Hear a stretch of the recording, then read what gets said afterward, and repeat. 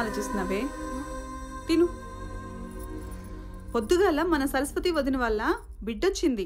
ఢిల్లీలో సౌతుంది కదా, బట్టలు ఈడికే వేసుకొచ్చింది. అయినా అసువంటి బట్టలు వేసుకుంటారా వదినా?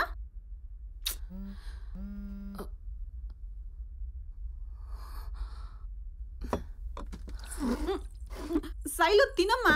నువ్వు అడిగిన డబ్బులు ఇచ్చినా కదా, ఇంకా నా ఫోటోలు డిలీట్ చేయి ప్లీజ్. ఇంత అందం విలువ జస్ట్ 25,000? ఈ డబ్బుల ఇంట్లో వాళ్ళకి తెలియకుండా నా నగలు. శైలు ఏడవకు, ఓ పని చేయి, ఆ నగలు తీసుకొని హైదరాబాద్ వచ్చాయి, నాకు ఇచ్చి నీ ఫొటోస్ వీడియోస్ తీసుకో. హలో,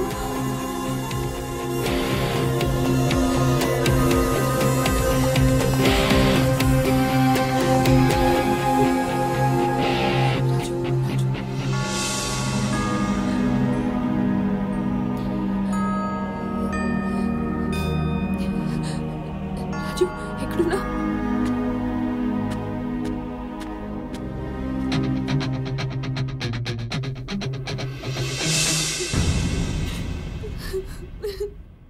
రేయ్, శైలు వెయిటింగ్ రా.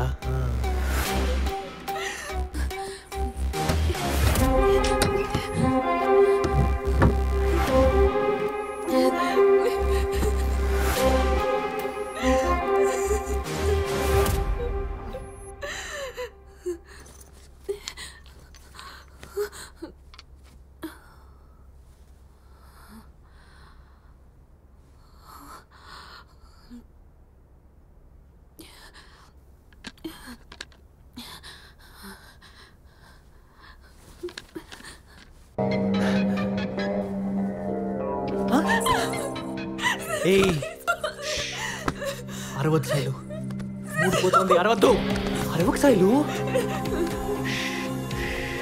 మూడిపోతుంది, అరవకు. అరవద్దని చెప్తున్నావు కదా, అరవద్దని చెప్తున్నా కదా నీకు. ఏయ్ ఏయ్ ఏయ్,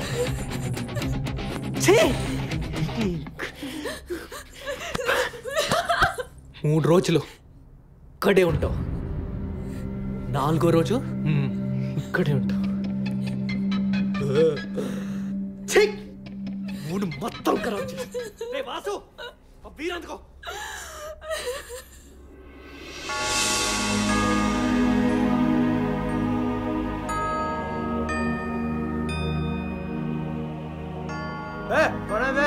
సార్ పిజ్జా సార్.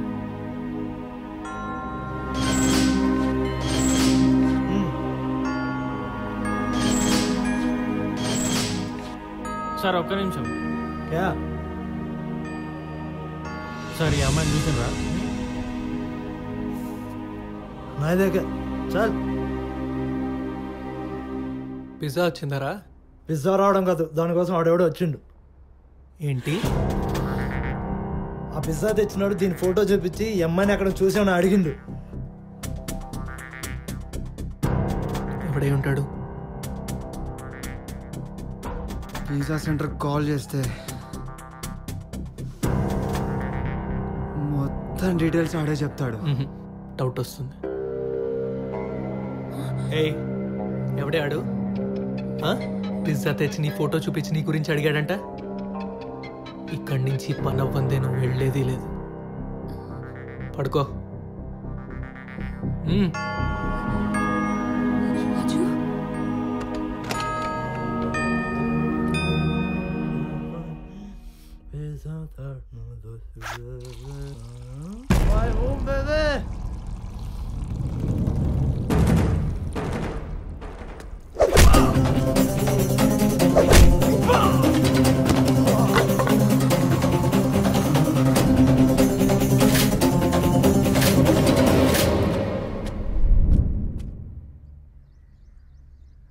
ఇంత జరిగినా నాకు ఎందుకు చెప్పలే? నాకు చెప్పాలనిపించలేదా? అసలు నన్ను గుర్తు పెట్టుకున్నాను. రాజు, అమ్మకి చెప్పనీకి ట్రై చేసిన, ఎట్లా అర్థం చేసుకుంటుందో అని భయమైంది. నాన్నకు ఫోన్ చేస్తే బిజీ ఉన్నాను, ఫోన్ కట్ చేసిండు. మా అమ్మకైనా చెప్దాం అనుకున్నా, ధైర్యం సరిపోలే. నీకు చెప్పాలని చాలా సార్లు ట్రై చేశా. నువ్వు క్రికెట్ ఫ్రెండ్స్ అనుకుంటూ నీ ధ్యాసలో నువ్వు ఉన్నావే తప్ప నేను చెప్పింది వినిపించుకోలేదు.